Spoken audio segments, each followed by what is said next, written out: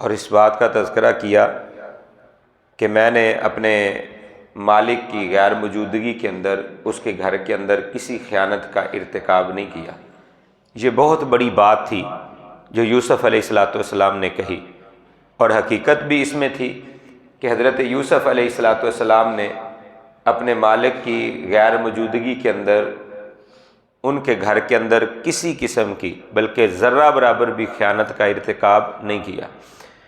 جب یہ بات کہی تو دل کے اندر انسان کے ایک ایسی چیز پیدا ہو جاتی ہے کہ انسان یہ سمجھتا ہے کہ میں نے بہت بڑا کام کیا ہے، میں نے خطا کا ارتکاب نہیں کیا۔ اپنے آپ کو انسان پاکیزہ، پاک باز اور پاک دامن تصور کر رہا ہوتا ہے۔ یہ خیال پیدا ہوا تو جتنے بھی صالحین ہوتے ہیں، اللہ کے نیک بندے ہوتے ہیں، اور جتنا ان کا رب کے ساتھ تعلق زیادہ ہوتا ہے، اس قدر وہ اپنے آپ کے اندر کسر نفسی کا شکار ہوتے ہیں کہ عظمت اور شان تو بڑی ہے، دل کی پاکیزگی تو بہت ہوتی ہے، لیکن پھر بھی اپنے آپ کو وہ کم تر سمجھتے ہیں اور اللہ کے آگے حقیر بنا دیتے ہیں۔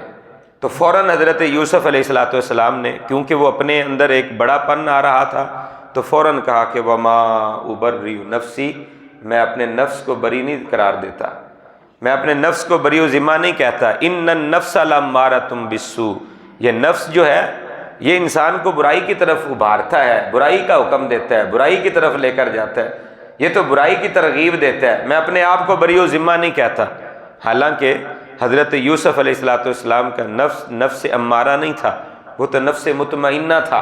انبیاء کے دل روئے زمین پر جتنے بھی لوگ ہوتے ہیں سب سے زیادہ پاکیزہ اور سب سے زیادہ پاک باز ہوتے ہیں۔ تو حضرت یوسف علیہ السلام نے اپنے کسر نفسی کی بنا پر اپنے آپ کو حقیر جانتے ہوئے یہ کلمات کہے، حالانکہ یوسف علیہ السلام کی عظمت اور شان بہت زیادہ تھی، وہ نفس مطمئنہ کے مالک تھے، لیکن اپنے آپ کو نفس امارہ کہہ رہے ہیں کہ نفس جو ہے یہ تو امارہ ہے، حکم دینے والا ہے برائی کا، بے حیائی کا، اللہ کی نافرمانی کی طرف لے جانے والا ہے۔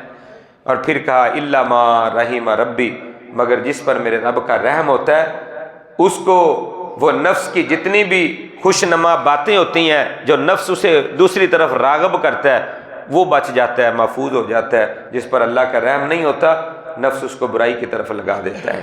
ان ربی غفور الرحیم، بے شک میرا رب جو ہے وہ بڑا ہی بخشنہار ہے، بڑا ہی رحم کرنے والا ہے۔ تو حضرت یوسف علیہ السلام نے اپنی پاک دامنی کے ساتھ ساتھ اپنے نفس کو بری و ذمہ قرار نہیں دیا، بلکہ اپنی طرف اس نفس کی برائی کو اپنی طرف مائل کیا۔ یہاں پہ ایک اور بات سمجھنے والی ہے کہ یہ جو نفس ہے یہ انتہائی خطرناک، یعنی انسان کو برائی کی طرف لے جانے والا ہے۔ نفس کی برائی انتہائی خطرناک ہے، انتہائی خطرناک ہے، عبادات کو برباد کر دیتی ہے یہ نفس کی خطرناکی۔ جب برائی کی طرف یہ نفس لے کر جاتا ہے، اس کے اندر انا آتی ہے تو پھر بڑی بڑی نیکیاں برباد ہو جاتی ہیں۔ آپ ابلیس کو دیکھ لیں جسے ہم شیطان کہتے ہیں، اللہ کے ہاں انتہائی معزز تھا، انتہائی معزز ترین تھا، اللہ کے ہاں اس کی بڑی عزت تھی، حالانکہ جنات سے تعلق تھا لیکن فرشتوں کے اندر رہنے والا، فرشتوں کے ہاں مقام حاصل کرنے والا، فرشتوں میں بھی بڑا مقام اس کا بن گیا تھا۔ لیکن نفس نے، نفس کی برائی نے وہ ساری کی ساری نیکیاں، وہ اچھائیاں، وہ معزز ترین ہونا اس کو ذلیل ترین بنا دیا۔ کیوں؟ دل کے اندر یہ خیال آ گیا انا خیر منہ، میں اس سے بہتر ہوں۔ یعنی ذرا غور کریں انسان، آج ہم معاشرے کے اندر اپنے آپ کو بہتر کہنے کے لیے، بہتر ثابت کرنے کے لیے کتنا کچھ کرتے ہیں، دوسروں کے اوپر الزام لگاتے ہیں، جھوٹ بولتے ہیں، بہتان بازیاں کرتے ہیں کہ جی میں اس سے بہتر ہوں، یا میرے خیالات اور تصورات فلاں سے بہتر ہیں۔ اپنے آپ کو بہتر ثابت کرنے کے لیے کس حد تک ہم جاتے ہیں۔ یہ ابلیس نے اتنا کہا انا خیر منہ، میں آدم سے بہتر ہوں، وہ سارے کا سارا معزز پن جو اللہ کے ہاں بڑا معزز ترین سمجھا جاتا تھا، فرشتوں میں ایک مقام حاصل کر چکا تھا، اللہ تعالیٰ نے سارے اعزازات چھین لیے اور ذلیل ترین بنا دیا، رسوا کر کے اللہ تعالیٰ نے دربار سے نکال دیا، مردود ٹھہرا دیا۔ یہ ہے نفس کی خرابی۔ جب نفس کے اندر یہ برائی کی محبت پیدا ہوتی ہے، انا آتی ہے، تو پھر انسان کا معزز ہونا وہ معزز ہونا نہیں ٹھہرتا، وہ انسان ذلیل ترین انسان بن جاتا ہے۔ رسول اللہ صلی اللہ علیہ وسلم نے ارشاد فرمایا کہ اس نفس کے اندر، اس وجود کے اندر ایک جسم کا ایسا ٹکڑا ہے اگر وہ صحیح ہو جائے پورے کا پورا وجود صحیح ہو جاتا ہے، اگر وہ خراب ہو جائے پورے کا پورا وجود ہی خراب ہو جاتا ہے، یعنی سارے اعمال برباد۔ اگر دل ٹھیک ہے، آپ کا نفس ٹھیک ہے، آپ کا ضمیر ٹھیک ہے، تو آپ سمجھ لیں کہ باقی معاملات بھی آپ کے درست اور صحیح ہوں گے۔ لیکن اگر آپ کا دل، آپ کا نفس، آپ کا ضمیر یہی مردہ ہو جائے، اس کے اندر برائی پیدا ہو جائے، تو پھر سمجھ لیں کہ تباہی و بربادی ہو جاتی ہے۔ اور اللہ نے بھی قرآن مجید میں اس کا تذکرہ کیا، قد افلح من زکاہا وقد خواب من دساہا، وہ انسان فلاح پا گیا، کامیاب ہو گیا، من زکاہا، جس نے اپنے اس نفس کو پاک کر لیا، گناہوں کی غلاظتوں سے پاک کر لیا، پاکیزہ بنا لیا، وہ انسان کامیاب ہو گیا۔ وقد خواب من دساہا، اور جس انسان نے اپنے اس نفس کو برائیوں کے اندر الجھا دیا، یوں سمجھ لیں کہ وہ مٹی میں مل گیا، خاک میں مل گیا، تباہ و برباد ہو گیا۔ وقد خواب من دساہا، جس نے مٹی میں ملا دیا، مطلب گناہوں کی آمیزش کر دی، گناہوں کی محبت اس کے دل کے اندر آ گئی اور دل کو پاکیزہ نہیں رکھا، وہ انسان خائب و خاسر ہو گیا، برباد ہو گیا، رسوا ہو گیا۔ تو دل کی پاکیزگی، نفس کی پاکیزگی بہت ضروری ہے۔ نفس امارہ، نفس کی 3 قسمیں ہیں۔ ایک نفس امارہ، نفس امارہ وہ ہے جو انسان کو برائی کی طرف لے کر جاتا ہے، اسے برائی کا حکم دیتا ہے، اللہ کی نافرمانیوں کی طرف لے کر جاتا ہے۔ یہ عام لوگ ہیں، عام لوگ، ان کا نفس امارہ ہے جو برائی کی طرف انہیں راغب کرتا ہے۔ یہ فلمیں دیکھو، ڈرامے دیکھو، یہ گناہ والے کام، گالم گلوچ، بدکاری، نافرمانی، اس کی طرف مائل کرنے والا یہ نفس امارہ ہے، کہ جو انسان کو اللہ کی نافرمانیوں کی طرف بلاتا ہے، برائی کی طرف بلاتا ہے، یہ نفس امارہ ہے۔ یہ سمجھ لیں کہ زمین کے اوپر جتنی بھی اللہ کی مخلوقات ہیں، ان میں سے برے لوگ وہ ہیں جن کا نفس انہیں اللہ کی نافرمانی کی طرف بلاتا ہے۔ دوسری نفس کی قسم نفس لوامہ ہے۔ اللہ تعالیٰ نے نفس لوامہ کی قسم کھائی ہے۔ نفس لوامہ وہ ہے، یہ درمیانے درجے کے جو مسلمان ہیں، عام مسلمانوں کا طبقہ، صالحین، عام لوگ، ان کا اللہ تبارک و تعالیٰ نے اس میں تذکرہ کیا۔ ایمان ہے، ایمان کی دولت موجود ہے، کبھی گناہ کی طرف چلے جاتے ہیں، برائی کی طرف چلے جاتے ہیں، لیکن نفس انہیں ملامت کرتا ہے، لوامہ ہے، ملامت کرتا ہے، انہیں کہتا ہے یہ کیا کر رہے ہو، اللہ کی نافرمانی ہے، اللہ کی بغاوت ہے، رب کی سرکشی والا کام کیوں کر رہے ہو، اللہ کے دربار میں تم نے جواب نہیں دینا۔ اس کا نفس اسے روکتا ہے، اس کا ضمیر اسے ٹوکتا ہے، اللہ کی نافرمانی کی طرف نہیں جانا۔ یہ نفس لوامہ ہے، یہ عام صالحین ہے، عام مسلمان ہے، مومنین ہے، ان کا نفس لوامہ ہے۔ جو برائی انسان سے ہو جائے یا برائی کی طرف راغب ہو جائے یا برائی کی محبت دل میں پیدا ہونے لگے، تو اس کا دل انہیں فوراً روکتا ہے کہ نہیں، ادھر نہیں جانا، یہ اللہ کی نافرمانی والا کام ہے۔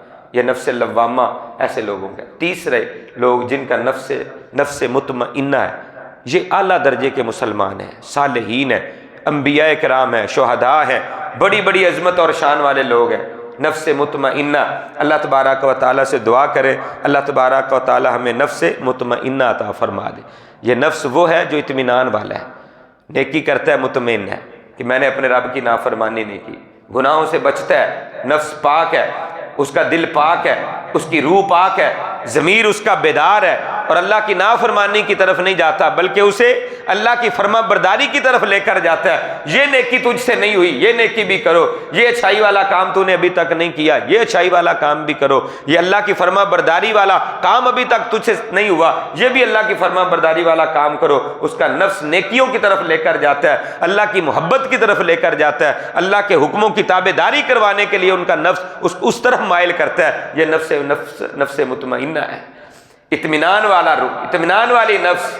اور جب یہ نفس ان کی روح قبض کرنے کا وقت آتا ہے تو فرشتے پھر آتے ہیں اور آ کر اسے سلام پیش کرتے ہیں اور کہتے ہیں یا ایتھا النفس المطمئنہ، اے نفس مطمئن، ارجعی الی ربک راضیۃ مرضیہ، اس حال میں اپنے رب کی طرف لوٹ جا کہ تو بھی اپنے رب سے راضی ہے۔ مطمئن نفس تھا نا، ہر حال میں خوشی ملی ہے تب بھی خوش ہے، اگر پریشانی غم تکلیف آئی ہے پھر بھی اللہ کی رضا پہ راضی ہے، یہ نفس مطمئنہ ہے۔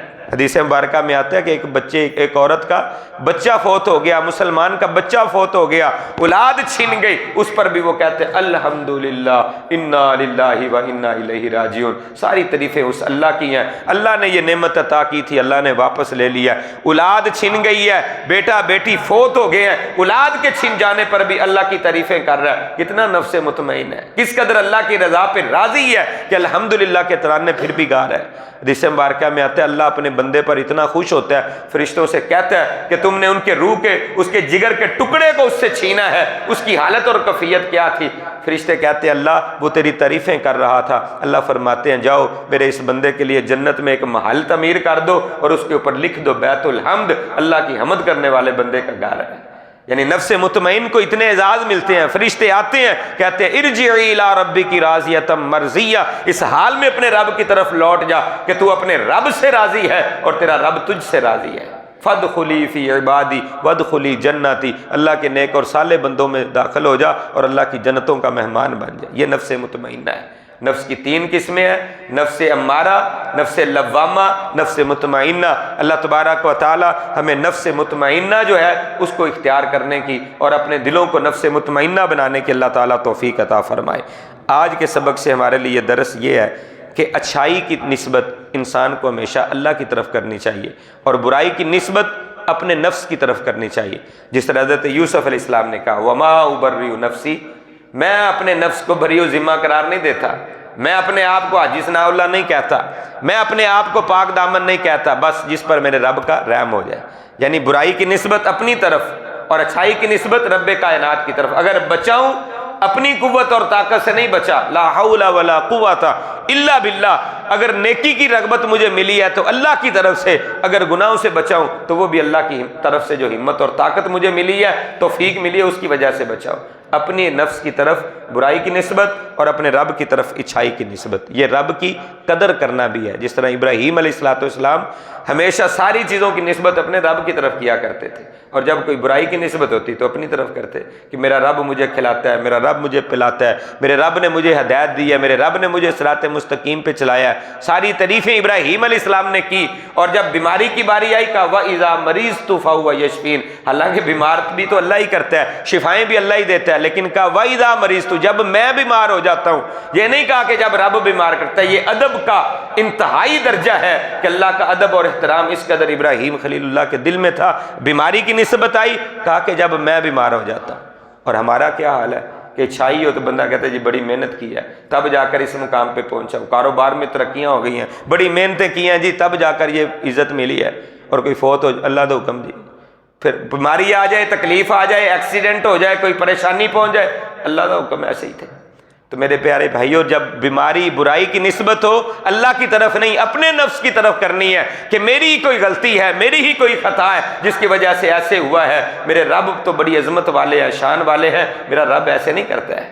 اللہ کی طرف ادب و احترام کا تقاضا یہ ہے کہ اپنے رب کی طرف اچھائی کی نسبت اور اپنی طرف برائی کی نسبت کریں، اور ہمیشہ دوسرا سبق یہ ملتا ہے ہمیشہ اپنے رب سے رحم کی اپیل کیا کریں، اپنے رب سے رحمت مانگتے رہا کریں۔ اللہ میں نہیں بچ سکتا گناہوں سے، اللہ میں نہیں نیکیاں کر سکتا، اللہ میں نہیں اچھائی کی طرف آ سکتا، مگر تیرا رحم ہو جائے تو اللہ میں سب کچھ کر سکتا ہوں، تیرے رحم کی میں تجھ سے اپیل کرتا ہوں، اللہ مجھ پر اپنی رحمت نازل فرمانا۔ تیسری اور آخری بات کہ اپنے نفس کا انسان کو غلام نہیں بننا چاہیے۔ آج ہم اپنے نفس کے غلام بن چکے ہیں۔ ہمارا نفس جو کہتا ہے، ہمارا ضمیر جو کہتا ہے، ہمارے دل سے جو آواز نکلتی ہے ہم اس کے پیچھے چلتے ہیں، اس کے برعکس چاہے جتنی بھی سچی سے سچی بات کیوں نہ ہو ہم اس کو ماننے کے لیے تیار نہیں ہوتے۔ اپنے نفس کا غلام نہ بنے، اپنے آپ کو اپنے رب کا اور اپنے رسول نبی کائنات صلی اللہ علیہ وسلم کا غلام بنا دے۔ اللہ سے دعا ہے اللہ مجھے آپ سب کو عمل کرنے کی توفیق عطا فرمائے، آمین یا رب العالمین، وما علینا الا البلاغ۔